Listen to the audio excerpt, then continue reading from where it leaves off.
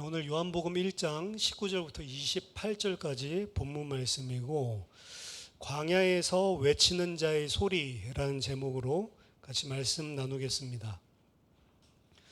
1장의 서론이 끝나고 지금 오늘 본문부터 이제 본격적인 예수님에 관한 증언이 시작되는데요.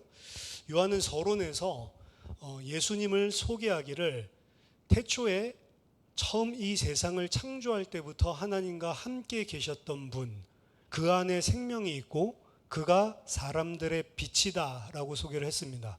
그 말씀 로고스가 육신이 되어서 이 땅에 오셨는데, 그 사건을 요한은 성막을 치는 사건으로 비유해서 이야기를 하고 있습니다. 즉 예수님께서 이 땅에 육신을 입고 오신 것은 이 땅에 참 성전을 짓기 위해서 오셨다. 지금 헤롯 성전이 완전히 타락해 있죠.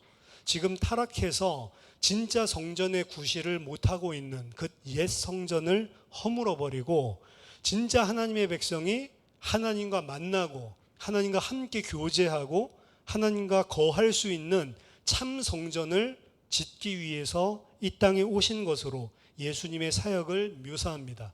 그리고 그 예수님 안에서 하나님과 참 교제가 회복된 자들을 새로운 창조물, 새로운 피조물로 이야기를 하는 겁니다. 그 새로운 창조를 하기 위해 로고스가 이 땅에 성전을 짓기 위해서 오셨다. 이게 이제 서론의 내용이었고요. 이제 그 내용을 예수님이 어떻게 이 땅에서 성전 지어 가는지를 차근차근하게 설명해 주는 거죠. 오늘 본문은 그 가운데 가장 첫 번째로 예수님에 대한 본격적인 소개를 들어간 본문의 내용이라고 볼 수가 있습니다. 그런데 본문에 들어가자마자 예수님 이야기를 하는 게 아니고, 다른 공관복음서와 마찬가지로 세례 요한에 대한 사역부터 먼저 소개를 하고 있죠. 요한은요, 특히 세례 요한의 사역을 오늘 본문뿐만 아니라 1장에 계속 이어져 나가고 있는데 3일 동안의 사역으로 이야기하고 있습니다. 여러분 성경 보시면 29절에 이튿날이라는 표현이 있죠. 그리고 35절에 또 이튿날이라는 표현이 있죠. 그래서 세례 요한이 3일 동안 했었던 사역으로 세례 요한의 사역을 소개하고 있습니다. 그 중에 오늘 우리가 보는 부분은 첫 번째 날에 일어났던 사건입니다. 본문을 우리들이 가만히 살펴보면 유대인들이 예루살렘에서 제사장들과 레위인들을 요한에게 보내었다. 그리고 요한의 정체에 대해서 질문하기 시작을 하죠. 네가 누구냐라고 질문하는 장면이 나오는데요.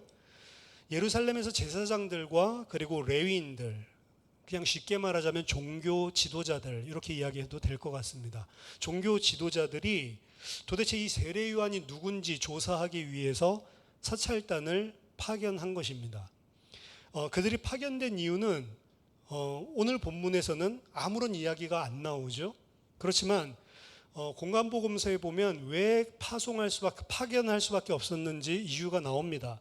마태복음 3장 5절에 보면 이때에 예루살렘과 온 유대와 요단강 사방에서 다 그에게 나와, 그는 세례 요한입니다. 그에게 나와 자기들의 죄를 자복하고 세례를 받았다라고 표현을 하거든요. 세례 요한의 사역이 그냥 이만저만한 사역이 아니었습니다. 예루살렘에서도 사람들이 오고요. 그리고 예루살렘뿐만이 아니고 온 팔레스타인 지방, 온 유대에서 유대인들이 다 나오고, 그걸 떠나서 요단강에서 지금 사역을 하고 있는데 요단강의 사방에서 나왔다. 그건 이제 이스라엘의 땅이 뭐 두 지파 반은 요단강 그 동편에 있었잖아요. 그러니까 전 이스라엘이 이 요한에게로 나와서 죄를 자복하고 회개하고 세례를 받는 일이 일어났던 겁니다. 세례 요한의 파급력이 대단하죠. 그러니까 종교 지도자들이 도대체 어떤 인물이 무슨 사역을 하길래 이런 전방위적인 전 유대가 들끓는 사역이 일어나나 궁금할 수밖에 없었던 것이죠. 그리고 그 궁금한 이유 중에 가장 핵심은 이들의 세 가지 질문 속에 나와 있습니다. 넌 도대체 누구냐라고 처음에 묻고요. 거기에 대해서 너 누구냐 묻는 의미를 아는 거죠. 나는 그리스도가 아니다. 그러니까 첫 번째 질문, 네가 그리스도냐라고 물은 거랑 마찬가지예요. 아니라고 했더니 그러면 네가 누구냐? 엘리야냐? 라고 묻죠. 거기에 대해서도 아니다. 그럼 너는 그 선지자냐? 아니다 라고 이야기를 하죠. 이들이 묻고 있는 이 세 가지 질문, 너는 그리스도냐? 너는 엘리야냐? 너는 그 선지자냐? 라고 하는 질문은 그냥 진공 상태에서 나온 뜬금없는 질문이 아니고요, 당시 1세기에 있었던 유대인들이 구약 성경을 가지고 생각하고 있었던 메시아 기대사상에서 나온 질문이었습니다. 그래서 엄청나게 하나님의 백성들에게 영향력을 지금 끼치고 있는데, 이 사람을 보고 이 사람이 구약 성경에서 이야기하는 메시아인가? 이 사람이 구약 성경에서 예언하고 있는 엘리야인가? 이렇게 지금 생각을 하고 있는 거죠. 1세기 유대인들은 강력하게 메시아를 기대하고 있는 사상 가운데 있었다, 이런 이야기를 많이 들어보셨을 겁니다. 간절히 메시아를 원하는 거죠. 메시아가 빨리 도래하기를 원하는데, 메시아는 어떤 존재입니까?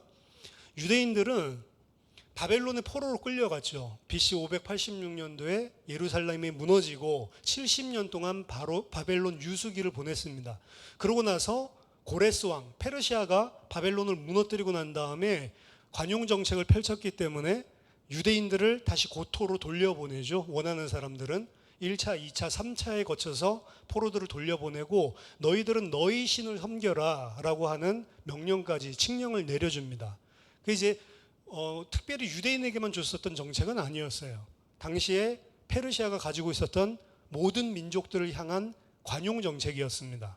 그러니까 바벨론이랑 다르죠. 바벨론은 억누르고 있었는데 풀어주니까, 그리고 너희들 걸 섬기라고 해주니까, 다양성을 인정해주니까 페르시아가 훨씬 어떻게 보면 견고하게 제국이 설 수 있었는지도 모르겠는데, 그 일을 계기로 사람들이 돌아옵니다.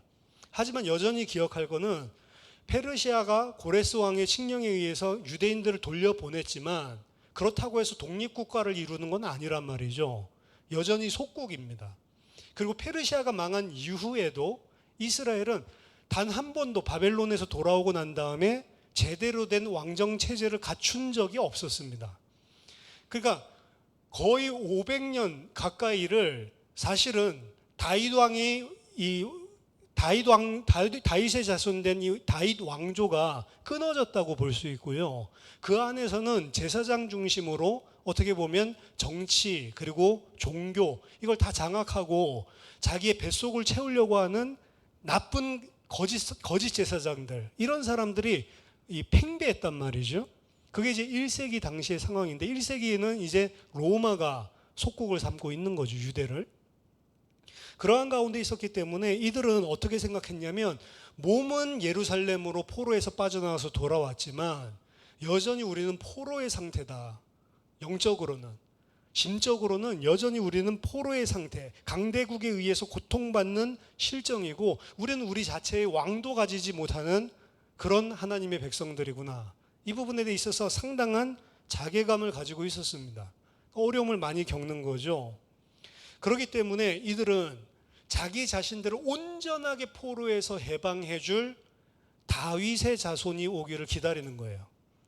왜냐하면 메시아는 아무나 될 수 있는 게 아니었습니다. 하나님의 약속에 근거를 해야 되는데, 그 약속에 가장 이들이 중요하게 생각했던 것은 하나님의 나라의 왕권, 왕정을 회복하는, 이스라엘의 영광을 회복하는 그 사람이 바로 구원자라고 생각을 했기 때문에, 메시아는 다윗의 후손으로 와서 다윗의 왕권을 다시 재건할 수 있는 자라고 생각을 했습니다. 이 근거는 사무엘하 7장의 나단의 신탁, 나단이 하나님의 약속을 다윗에게 주죠. 내가 네 몸에서 네 씨를 네 뒤에 세워 그의 나라를 견고하게 하리라. 그는 내 이름을 위하여 집을 건축할 것이요 나는 그의 나라 왕위를 영원히 견고하게 하리라. 네 집과 네 나라가 내 앞에서 영원히 보존되고 네 왕위가 영원히 견고하리라. 다윗에게 준 약속입니다. 너만 왕하는 게 아니고 너에게서 날짜, 솔로몬이죠, 내 전을 건축하게 될 것이고, 그것만이 아니고 너의 왕위는 영원하게 내가 보존시켜 줄 것이다.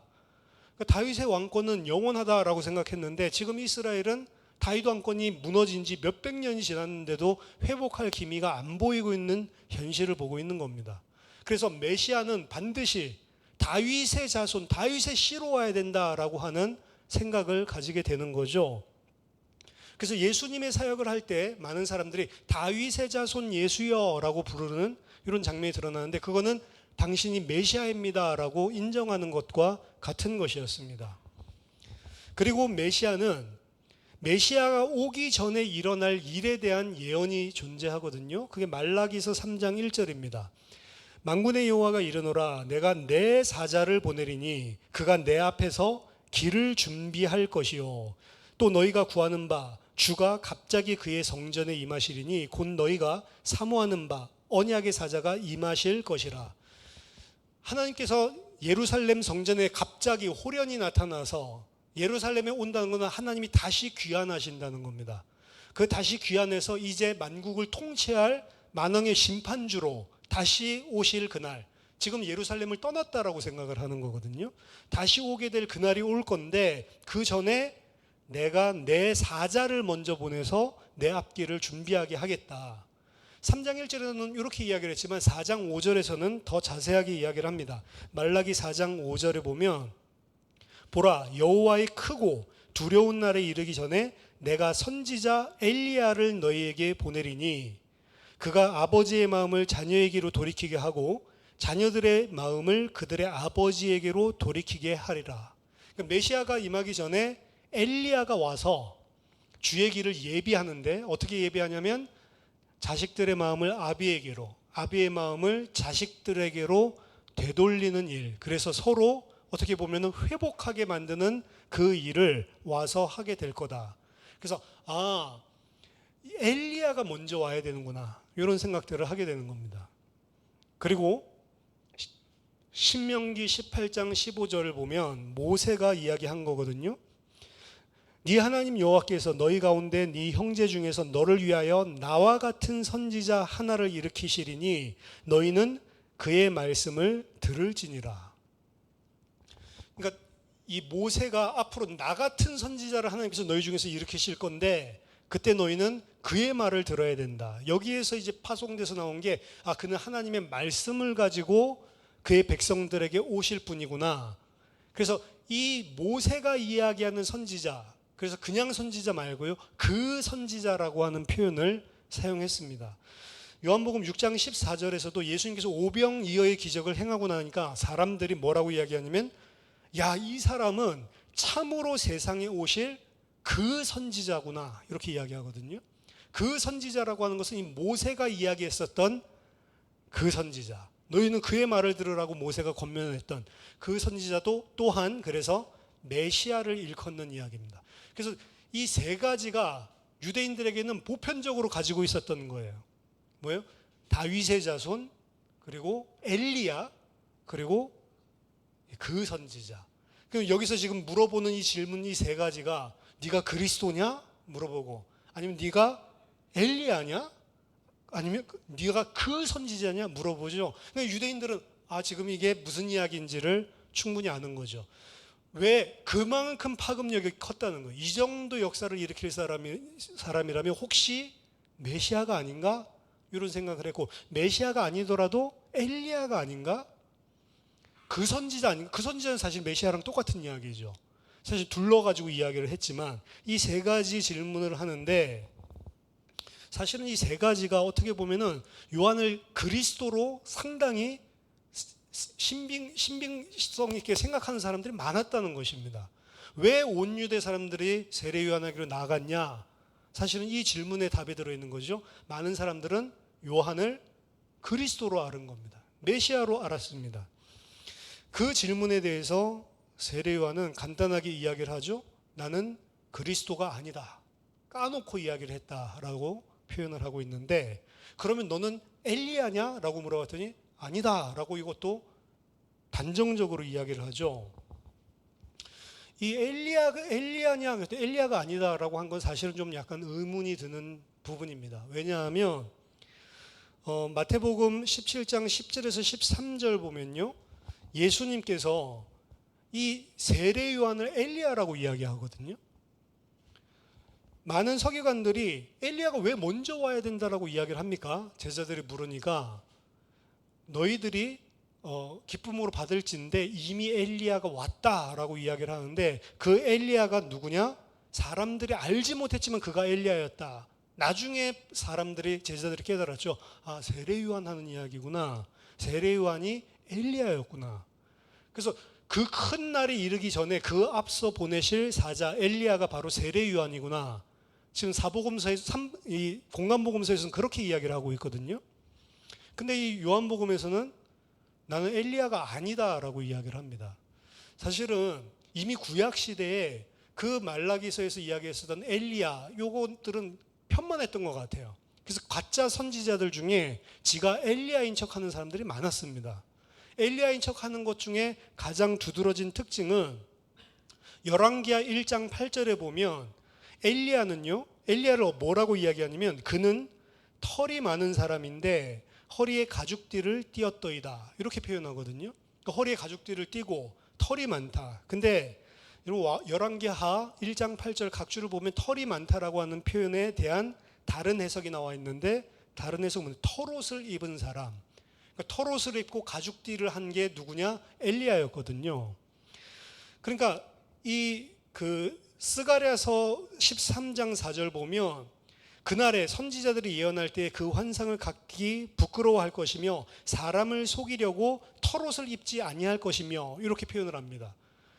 가짜 선지자들이 사람들 속이려고, 선지자인 척하려고 털옷을 입는데요. 이거 누구 흉내 낸 거죠?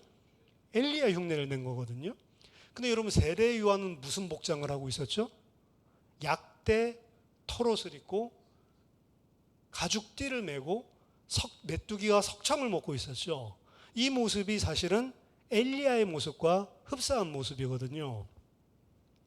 그렇기 때문에 예수님께서 이미 왔다라고 이야기를 했을 때 세례 요한을 번뜩 떠올리게 된 겁니다. 그런데 왜 이 세례 요한은 여기서 자기가 엘리야가 아니라고 하는가라고 하는 거죠.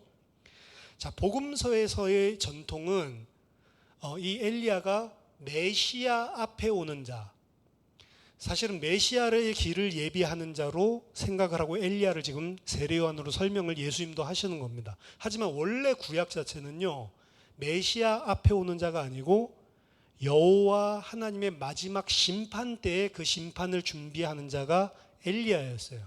그래서 이 엘리야는 원래 신약 성경이 있기 전에 이 엘리야는 그냥 선지자가 아니고 메시아를 지칭하는 언어이기도 했습니다.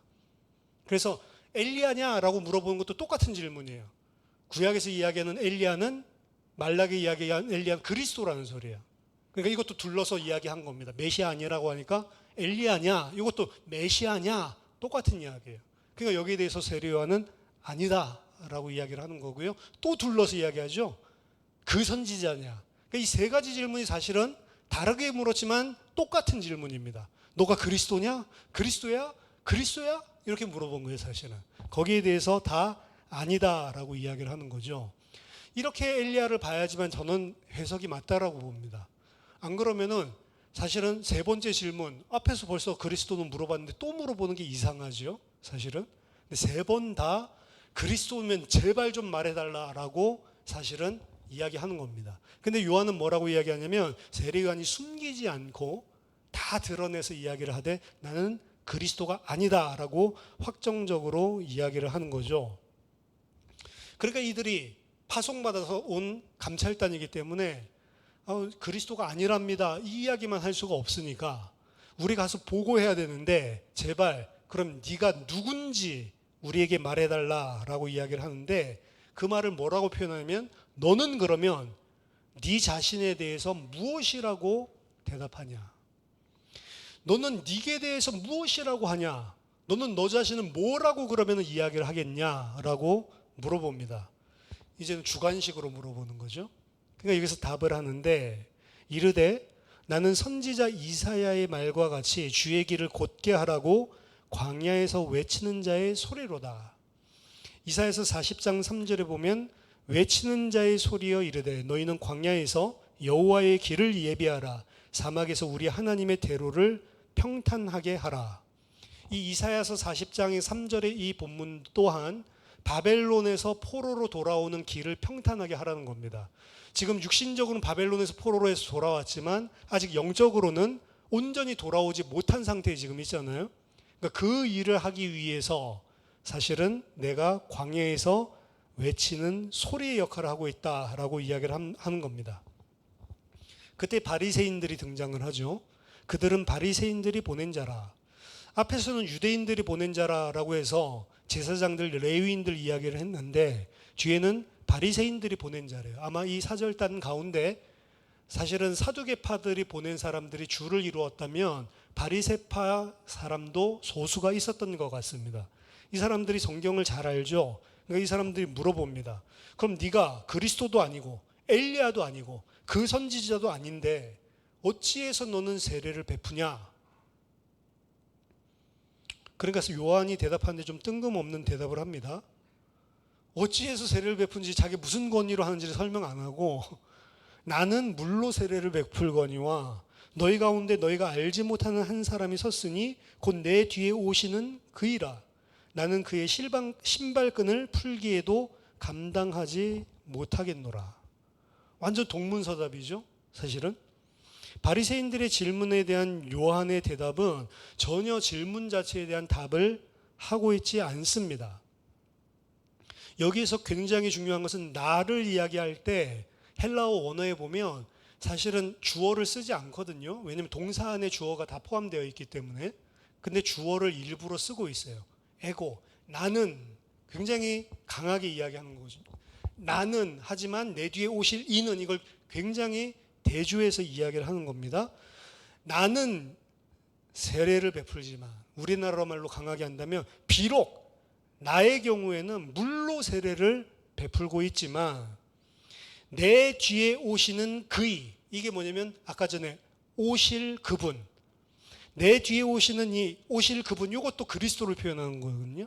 내 뒤에 오시는 그이, 세상에 오시는 이는, 사실은 이 표현 자체가 그리스도인데 나중에 11장에 가면은 마태복음 11장에 가면은 세례요한이 옥에 갇히고 나서 예수가 그리스도 맞나?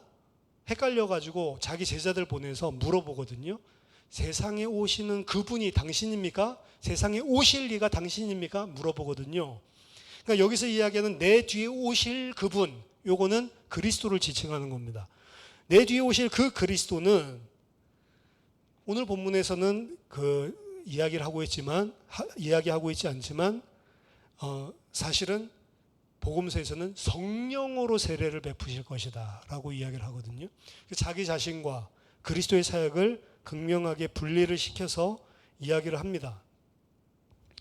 바리새인들은 세례요한이 어떤 권세로 지금 세례를 베풀었는지 물어보는데 세례요한은 자기가 어떤 권세로 그 세례를 베푸는지 정당화를 전혀 하지 않고요.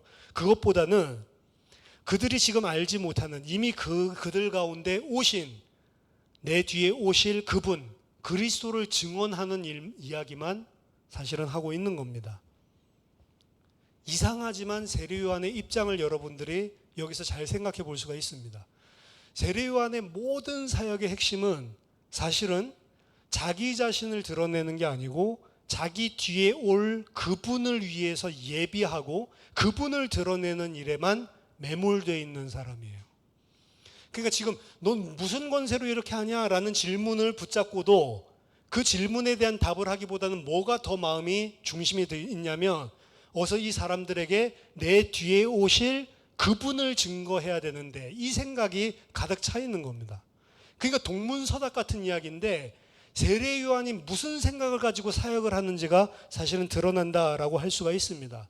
사실 여기에 대한 대답은 오늘 읽지 않았지만 31절에 등장해요. 나도 그를 알지 못하였으나 내가 와서 물로 세례를 베푸는 것은 그를 이스라엘에 나타내려 함이니라. 세례 요한이 세례를 베푸는 사역을 하는 것 또한 다른 목적이 없죠. 이스라엘에게 그분을 나타내는 사역을 하기 위해서 지금 세례를 주고 있는 것이다. 세례 요한의 사역은 명백했습니다.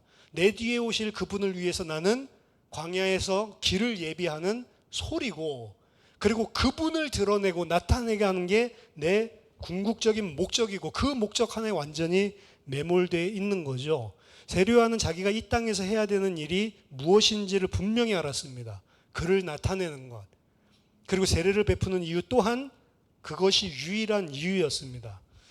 그래서 사실은 동문서답 같은 이야기를 하지만 우리는 세례요한의 증언을 통해서 그 자신이 어떤 사람인지를 사실은 잘 보여주고 있다라고 할 수가 있습니다. 세례는 그럼 무엇을 의미하는가? 세례요한이 세례를 베푸는데요, 세례요한이 만든 의식이 아니라 원래 이스라엘의 유대인들에게 그 당시에 세례 의식이 있었습니다. 세례는 근데 보통은 어떤 사람이 베푸는 게 아니고요, 내가 스스로 물에 들어가서 하는 거예요.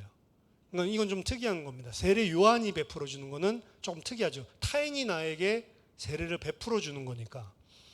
자신이 스스로 물에 들어가서 정결례를 하는 이 세례 의식을 하는 경우는 두 가지가 문헌에 남아 있는데요, 하나는 유대인으로 이방인이 개종할 때 일어나는 일이었습니다.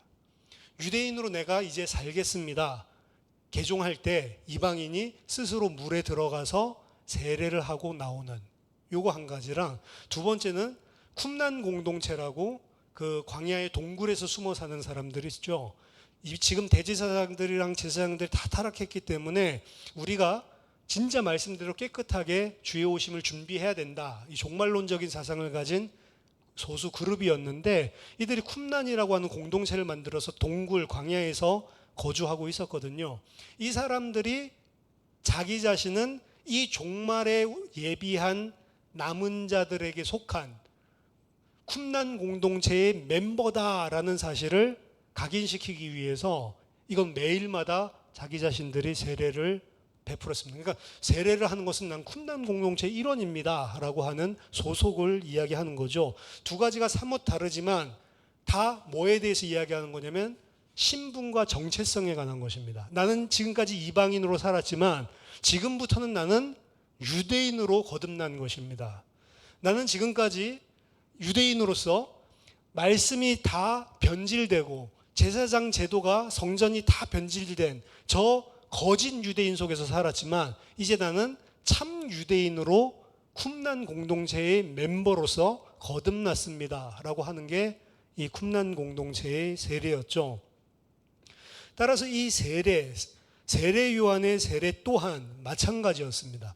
세례 요한은 이 세례를 통해서 지금까지 죄로 말미암아 하나님과 원수되었고 단절되었던 하나님의 백성들이 세례를 통해 새로운 창조물로, 피조물로 거듭난 신분을 가진, 이제 하나님과 온전한 관계를 회복된 새 피조물로 거듭나는 것을 상징적으로 사실은 보여주고 있는 행위를 하고 있는 것이죠.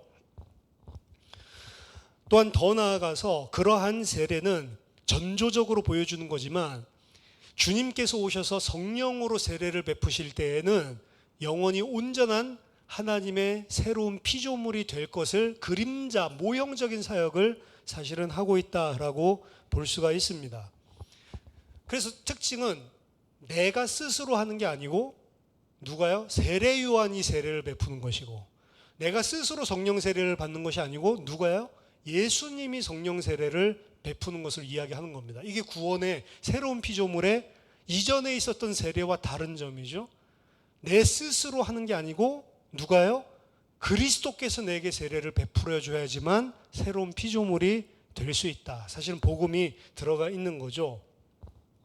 이 사역들을 하는데 당시에 메시아를 기대했던 자들, 하나님께 회개하고 돌아오는 이 엄청난 군중들이 있었던 것 같습니다.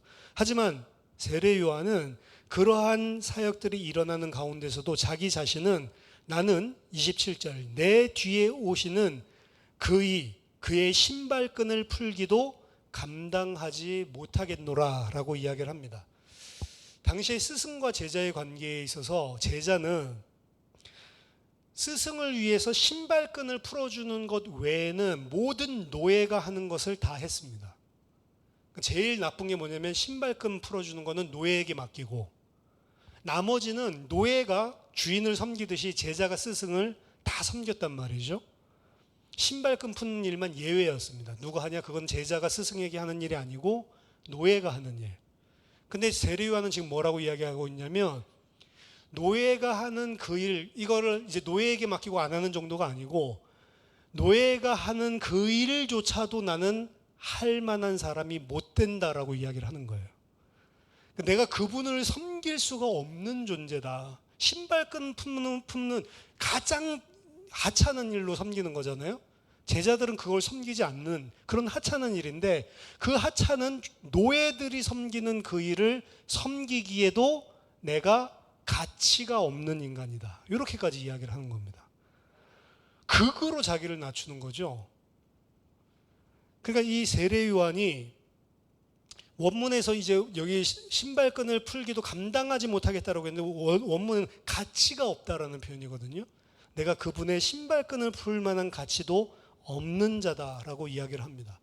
요한은 그래서 오늘 본문에 보면 자기 자신이 메시아가 아니라고 명확하게 할 뿐만 아니라 그 자신은 그 메시아 앞에 신발끈 풀기에도 합당하지 않은 그런 낮은 자이다라는 사실을 선언하고 있는 것이고요. 요한복음 3장 29절에서는 자기 자신을 뭐라고 표현하냐면 메시아는 신랑이고 나는 그저 신랑 옆에 서서 신랑의 음성을 듣고 크게 기뻐하는 신랑의 친구일 뿐이다 라고까지 이야기를 합니다.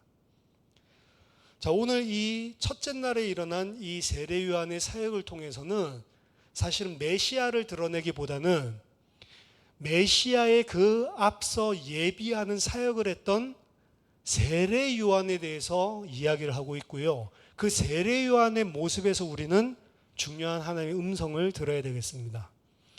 세례 요한의 모습은 세 가지로 정리해 볼 수가 있습니다. 먼저 첫 번째, 세례 요한은 자기 자신이 어떤 일을 하기 위해서 하나님께 보내심을 받은 자인지를 분명히 알고 있었던 자였습니다. 주의 길을 예비하기 위하여 광야에서 외치는 자의 소리구나 내가. 성경을 가지고 자기 자신을 봤거든요.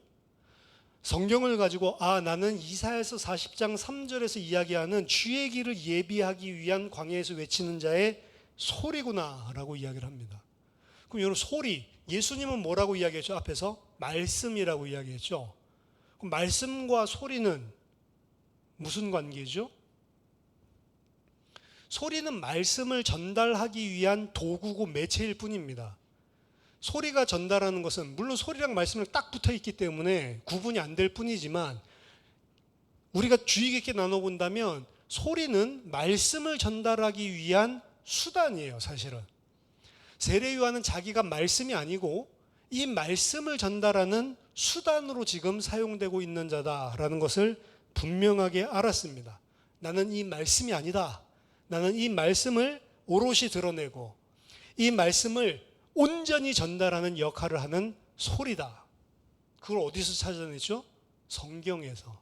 세례 요한은 그래서 첫 번째, 성경을 통해서 자기 자신이 무엇을 하는 사람인지를 분명하게 알았다. 두 번째는요, 그가 무엇을 하는 사람인지 그 역할을 그럼 어떻게 감당하고 있었냐. 세례 요한의 모든 포커스는 아까 전에 말씀드렸지만 동문서답하듯이 모든 포커스는 뒤에 오실 그분을 드러내는 것만 관심이 있어요. 그게 아까 전에 뭐였어요? 자기가 할 일이었어요. 그리고 그 일을 어떻게 해요? 오직 그것만 생각하고 있었어요. 그러니까 사실은 어떤 일을 막 생각하고 있는 사람은 다른 이야기해도 막 그거 가지고 막 이야기를 하고 이런 사람들 우리가 사회에서도 볼 수가 있거든요.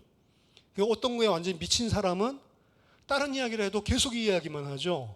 말이 안 통하고.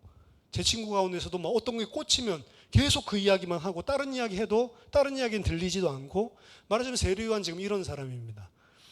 하나님이 나에게 광야에서 외치는 자의 소리라는 역할을 지금 맡기셨는데 그 역할에 완전히 인생 전체를 초점을 맞추고 있는 자였습니다.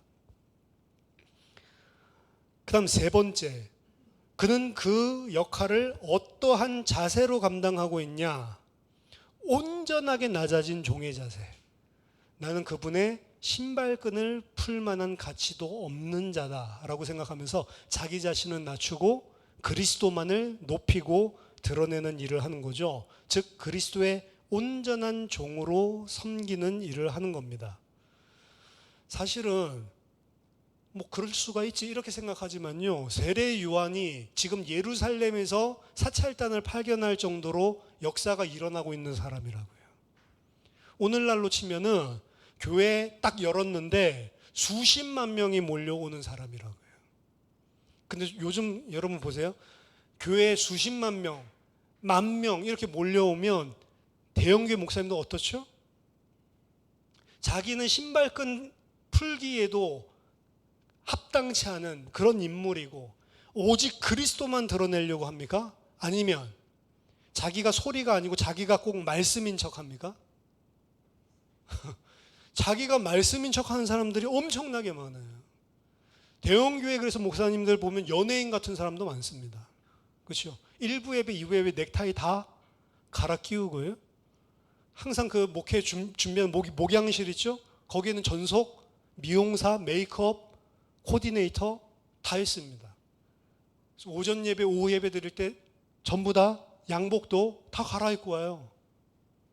대부분 그렇습니다. 다 화장하거든요. 그 사람들이 그 맛을 갖다가 보면 어떻겠습니까? 나는 신발끈 풀기도 감당하지 못하고 있는 사람이다, 요 마음이 들겠습니까? 아니면 신발끈이 뭐야? 자기는 거의 하나님이랑 동급되는 불의 사자같이 생각하겠습니까? 많은 사람들 인기 한번 맛들이면, 여러분 연예인들 아시죠? 연예인들이 한번 인기 맛보면 정상적인 생활을 못한다고 그래요. 계속 거기에 매여 살고. 정상적인 생활하는 사람이 드물 정도로 그 인기 한번 맛보면. 그래서 어떻게 하죠? 한번 히트 쳤는데 그 다음 곡 나올 때 이게 될까 안 될까 이런 거 스트레스 때문에 마약하는 사람도 있고요. 한 번 떴는데 그 다음부터 뭐가 안 돼가지고 사람들에게 잊혀져 간다라는 그 상실감 때문에 자살하는 사람도 있고요. 그게 연예인이거든요. 근데 연예인은 그렇게 하는 건 제가 그렇다고 쳐요. 목사인데도 연예인같이 그렇게 하는 사람들이 있습니까 없습니까? 너무 많아요 사실은. 왜냐? 사람들이 나에게 칭찬해주고 사람들이 나에게 은혜 받았다고 하고 사람들이 나에게 목사님 최고입니다 이런 이야기를 하면 기분 좋을까요 나쁠까요? 엄청 좋고 달콤합니다 사실은. 그 싫어할 사람이 아무도 없어요 사실은. 왜 목사들이 그럴까? 저는 안 해봤으니까 이런 말을 하는 거겠죠. 저도 한 10,000명 쫓아다니면 달콤해가지고 맨날 화장하고 있고 이럴 수도 있는 거죠.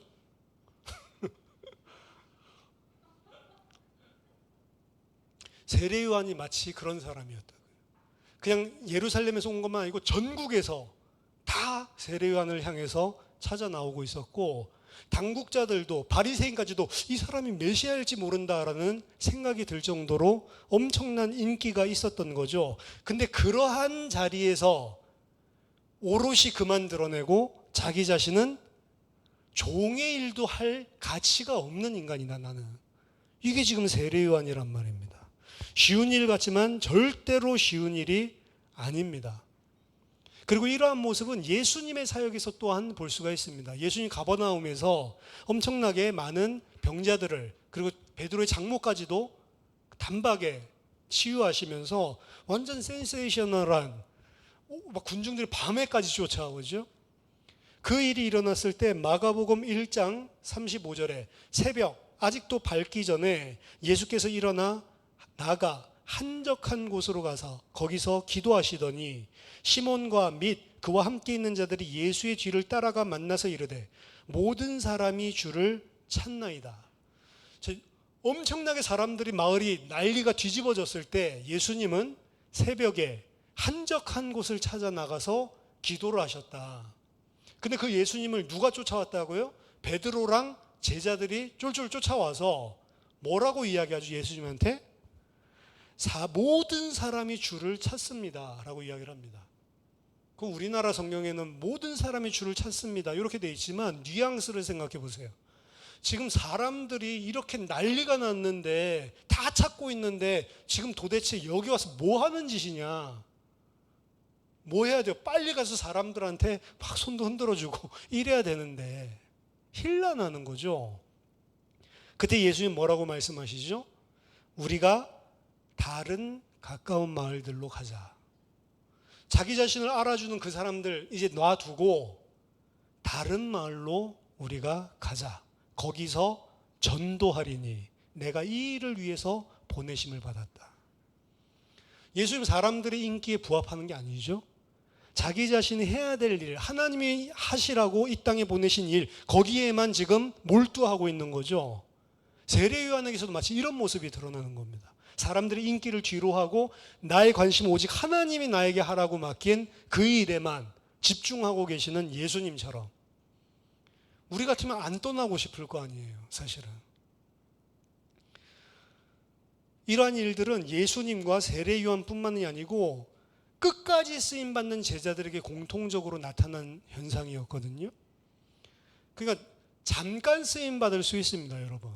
근데 그 잠깐 쓰임받는 부분에서 우리가 사실은 사탄에게 속을 수가 있는 겁니다.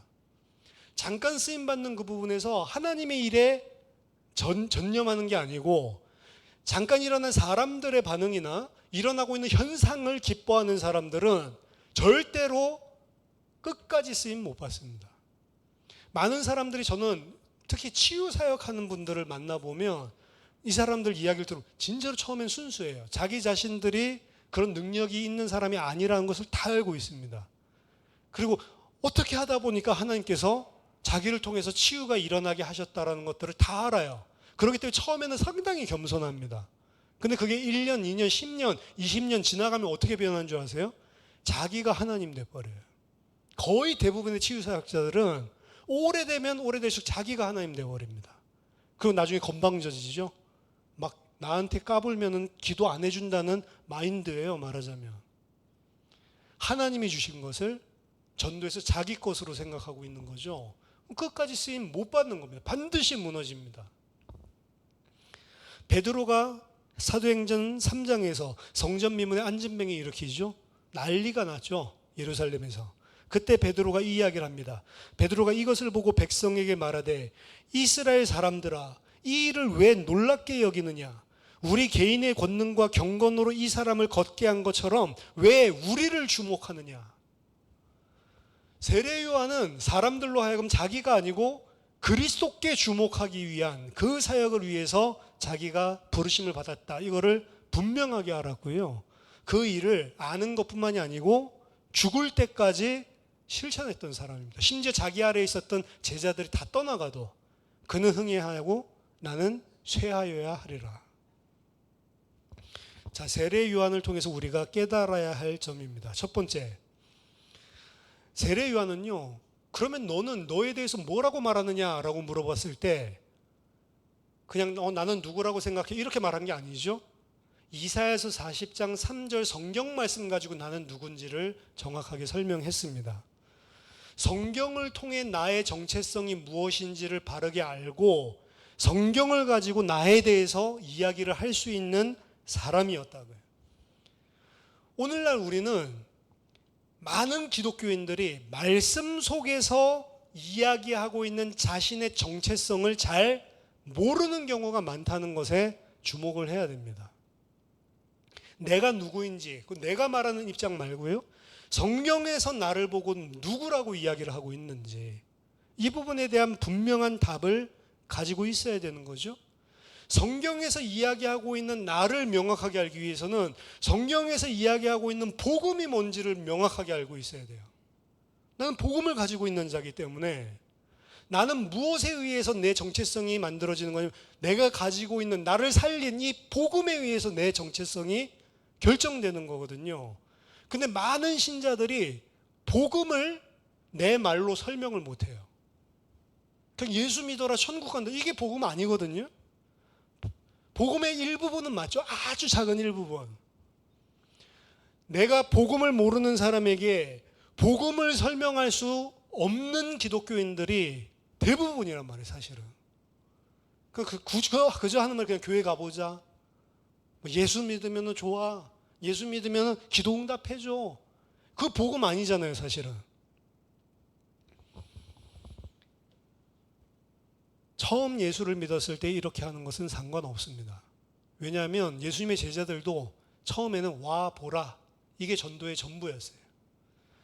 하지만 예수님이 승천하시고 난 이후 베드로를 포함한 사도들을 포함한 제자들은 자신의 입술로 하나님께서 예수 그리스도를 통해 주신 복음이 무엇인지를 증언하고 있었다고요. 근데 오늘날에는 처음 왔을 때에도 못하지만 20년, 30년 신앙생활을 했다라고 이야기를 하면서도 내가 아는 지인에게, 심지어는 그 지인이 말해달라고 마음문을 다 열어도 뭘 하고 말해야 될지를 몰라서 목사님 만나볼까? 이렇게 하는 사람들이 많다고요. 안타까운 거죠. 성경에서 말하고 있는 나를 그 사람이 알고 있을까? 모르는 겁니다. 그러니까 세례 요한은 그 부분에 대한 분명한 답을 가지고 있는 사람이라고요. 그리고 우리들은 반드시 이 부분을, 제가 보니까 그 그림 잘 그리는 사람들이 있잖아요. 뭐 미술 전공하는 사람들, 그 뭐 아그리빠상이라든지 뭐 이런 것들 그리는 데생하는 그런 기초적인 그게 있잖아요. 조각상. 그린 거 보면은 뭐 음영을 굉장히 잘 넣잖아요. 그럼 저는 그 음영 넣은 거를 보고는 막 흉내는 낼 수 있겠는데, 그냥 조각상을 미술 시간에 갖다 놔놓고 나보고 그리라고 하니까 음영을 못 그리겠더라고요.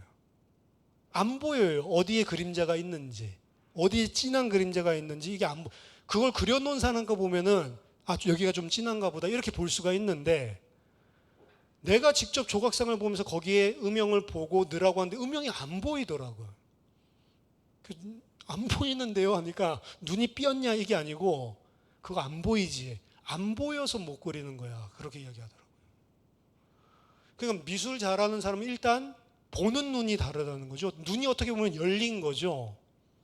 우리도 마찬가지입니다. 성경을 보는데도 모르는 겁니다.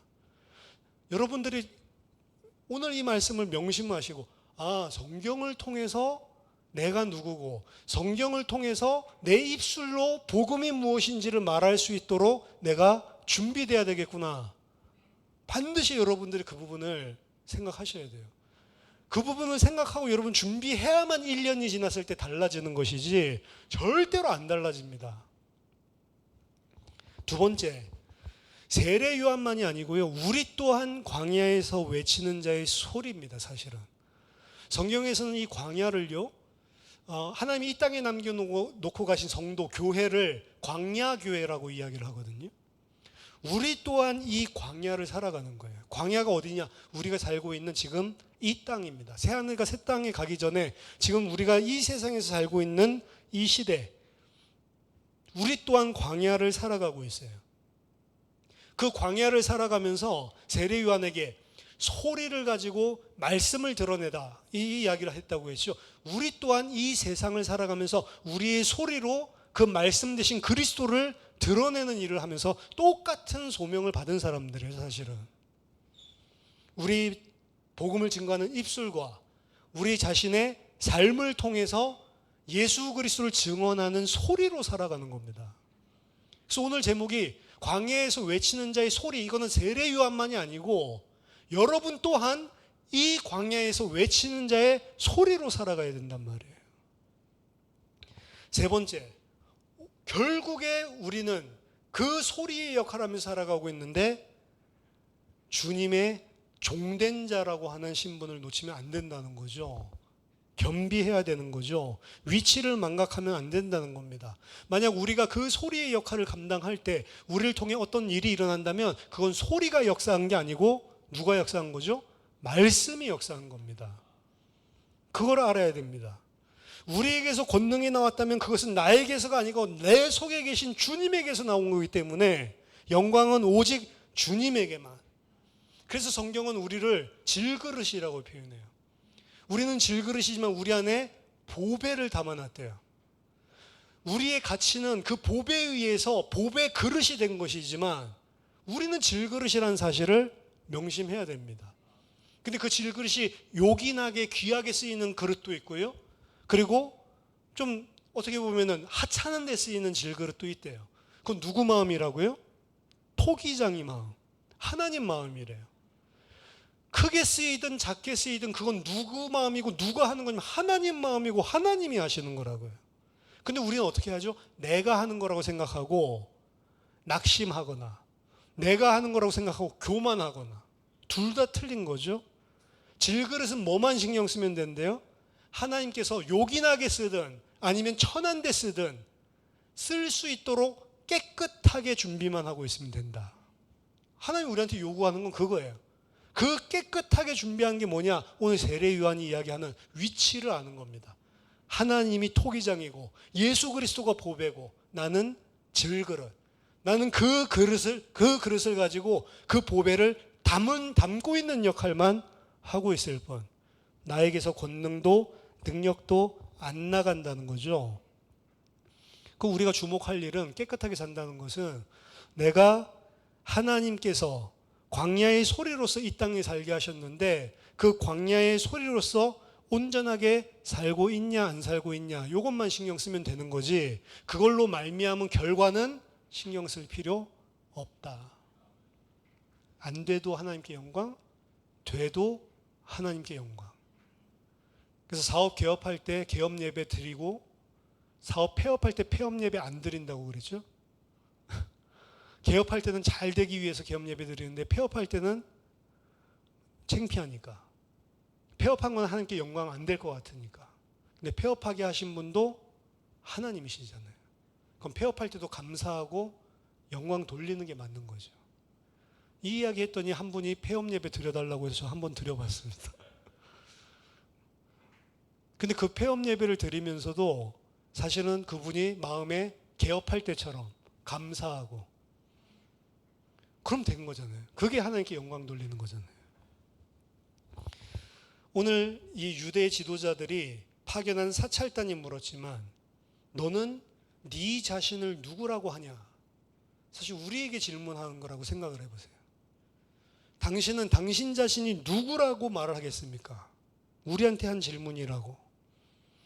우리는 성경을 통해서 우리 자신의 정체성을 점검하고 회복해야 되고요.